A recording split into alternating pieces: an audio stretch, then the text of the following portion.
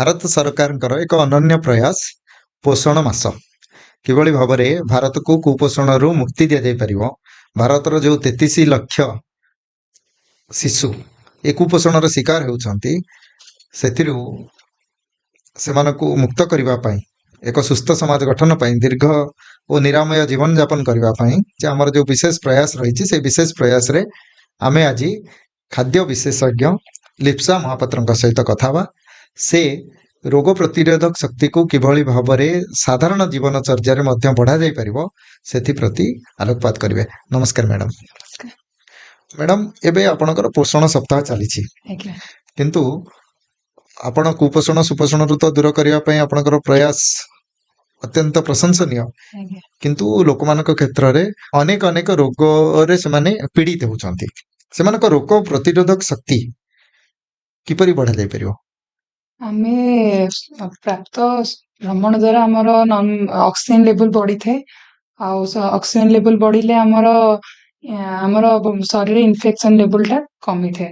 ଆମେ ସବୁଦିନ ସକାଳୁ ଯୋଗ ପ୍ରାଣାୟାମ ଏଇଗୁଡ଼ା କରିବା ଦରକାର ସବୁଦିନ। ତା ଛଡା ଆମକୁ ଦୈନିକ ସବୁଦିନ ଆମକୁ ପାଣି ପିଇବା ଦରକାର। 2.5 ଲିଟର 3 ଲିଟର ପାଣି ପିଇବା ଦରକାର। ଆଉ ପାଣି ପିଇଲେ ନର୍ମାଲି ଆମର ହଜମ ସାହାଯ୍ୟ କରିଥାଏ ପାଣି। ଆଉ ବାକି ଆମର ଟକ୍ସିନ୍ ସବୁ ବାହାରିଥାଏ, ଯେମିତି ଆମର ଝାଡ଼ା ପରିସ୍ରା ଆକାରରେ ସେ ବାହାରିଥାଏ। ଆଉ ତା ବ୍ୟତୀତ ଆମକୁ ସବୁଦିନ ସକାଳେ ଶୀତଳ ଜଳରେ ନର୍ମାଲି ଗାଧେଇବା ଦରକାର। ଗାଧେଇଲେ ଆମର ହଜମ ବଢିଥାଏ ଆଉ ଆମ ଶରୀରକୁ ଶୀତଳ ପ୍ରଦାନ କରିଥାଏ। ଆଉ ତାପରେ ସବୁଦିନ ଆମକୁ 8 ଘଣ୍ଟା ଶୋଇବା ଦରକାର। ରୋଗ ପ୍ରତିରୋଧକ ଶକ୍ତି ବଢ଼ାଇବାରେ ଖାଦ୍ୟର କେତେ ଆବଶ୍ୟକତା ରହିଛି? ଆମେ ପ୍ରତ୍ୟେକ ଦିନ ସିଜନାଲ ଆଉ ରିଜିନାଲ ଫଳ ପନିପରିବା ଚୟନ କରିବା ଦରକାର।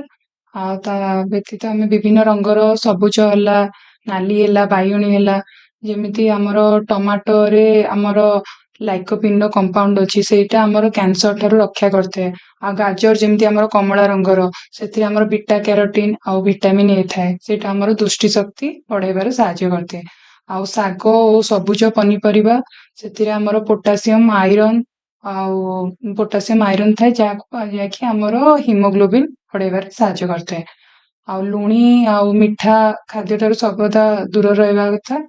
ଆଉ ଲୁଣର ମାତ୍ରା ସବୁବେଳେ ଖାଦ୍ୟରେ କମ ମାତ୍ରା ବ୍ୟବହାର କରିବା ଉଚିତ, କାରଣ ଲୁଣି ଆଚାର, ଲୁଣି ବିସ୍କିଟ ଆଉ ଲୁଣି ଖାଇବା ଦ୍ୱାରା ଆମର ବ୍ଲଡ ପ୍ରେସର, ହାର୍ଟ ଆଟାକ ହେବାର ଚାନ୍ସ ବଢିଥାଏ। ଆଉ ନର୍ମାଲି ଆମର ତେଲ ଛଣାଛଣି ଜିନିଷ ଠାରୁ ସବୁବେଳେ ଦୂର ରହିବା ଦରକାର। ରୋଗ ପ୍ରତିରୋଧକ ଶକ୍ତି ବଢିବା ପାଇଁ କିଛି ଖାଦ୍ୟ କି ପାନୀୟ ଅଛି କି? ହଁ, ଅଛି। ସେଥିପାଇଁ ଆମେ ଗୋଟେ ଜୁସ୍, ନର୍ମାଲି ଏମିତି ଘରୋଇ ଜୁସ୍ କରିପାରିବା। ଯେମିତି ଆମର ଗାଜର ହେଲା, ଗୋଟେ ବିଟ୍ ହେଲା, ଟମାଟୋ ହେଲା, ଆଉ ଫ୍ରୁଟ୍ସ କିଛି ତା ଦେହରେ ଆଡ୍ କରିହବ, ଯେମିତି ଅରେଞ୍ଜ ମାନେ କମଳା ହେଲା କି ସେଓ ହେଲା, ତୁଳସୀ ଆଉ ପୋଦିନା ପତ୍ର, ତାକୁ ମିଶେଇକି ସେ ଜୁସ୍ ଆମକୁ ସବୁଦିନ ଖାଇସାରିଲା ପରେ ଗୋଟେ ଥର ପିଇବା ଦରକାର। ସେଇଟା ପିଇଲେ ଆମର ରୋଗ ପ୍ରତିରୋଧକ ଶକ୍ତି ବଢିଥାଏ। ଆଉ ସେଇଟା ନର୍ମାଲି ଆମେ ସବୁବେଳେ ଖାଇସାରିଲା ପରେ ପିଇବା ଦରକାର, କାରଣ ଫଳରେ ଯେହେତୁ ଏସିଡ ଥାଏ, ତ ଖାଇବା ପୂର୍ବରୁ ପିଇବା କଥା ନୁହେଁ ସେଇଟା। ଆଉ କିଛି ପ୍ରତିକାର ଅଛି ରୋଗ ପ୍ରତିରୋଧକ ଶକ୍ତିକୁ ବଢାଇବା ପାଇଁ? ଆମେ ନର୍ମାଲି ଷ୍ଟିଲ୍ ହେଲା କି ଆଲୁମିନିୟମ ପାତ୍ର ହେଲା, ତା ଦେହରେ ଆମେ ମାନେ ନର୍ମାଲି ରୋଷେଇ ନ କରିକି ଆମେ ତମ୍ବା ପାତ୍ର ହେଲା, ମାଟି ପାତ୍ର, ଏଇଗୁରା ପିତ୍ତଳ, ଏଥିରେ ବ୍ୟବହାର କଲେ ଆମର ରୋଗ ପ୍ରତିରୋଧକ ଶକ୍ତି ବଢିଥାଏ। ଆଜ୍ଞା, ସୋସାଇଟିକୁ କ'ଣ ମେସେଜ ଦେବାକୁ ଚାହିଁବେ এই ପୋଷଣ ମାସ ଅବସ୍ଥାରେ? ଆମେ ସବୁବେଳେ ଠିକ ସମୟରେ ଖାଇବା, ଶୋଇବା, ଆଉ ସବୁବେଳେ ଫ୍ରେଶ ମାନେ ସଜ ଓ ତଟକା ମାନେ ପନିପରିବା ଖାଇବା, ଆଉ ଶରୀରକୁ ନିରୋଗ ରଖିବା। ଆଜ୍ଞା, ଅନେକ ଅନେକ ଧନ୍ୟବାଦ। ଆପଣଙ୍କର ଯେଉଁ ପ୍ରୟାସ ଚାଲିଛି এই ପୋଷଣ ମାସରେ ଭାରତକୁ ସୁସ୍ଥ ରଖିବା ପାଇଁ, ରୋଗରୁ ମୁକ୍ତ ରଖିବା ପାଇଁ, ଏଥିରେ ଆପଣ ସଫଳ ହୁଅନ୍ତୁ। ଏଥିରେ ଆପଣଙ୍କର ପରାମର୍ଶକୁ ମଧ୍ୟ ମାନିକି ଅନ୍ୟମାନେ ନିଜର ଦିନଚର୍ଯ୍ୟାକୁ ପରିବର୍ତ୍ତନ କରନ୍ତୁ। ଆପଣଙ୍କ ଆହ୍ୱାନ ପାଇଁ ପ୍ରଶଂସାର ପାତ୍ର। ଆପଣଙ୍କ ପ୍ରୟାସକୁ ଆମେ ମଧ୍ୟ ଲୋକମାନଙ୍କ ପାଖରେ ପହଞ୍ଚାଇବା ପାଇଁ ସମ୍ପୂର୍ଣ୍ଣ ଚେଷ୍ଟା କରିବୁ। ନମସ୍କାର।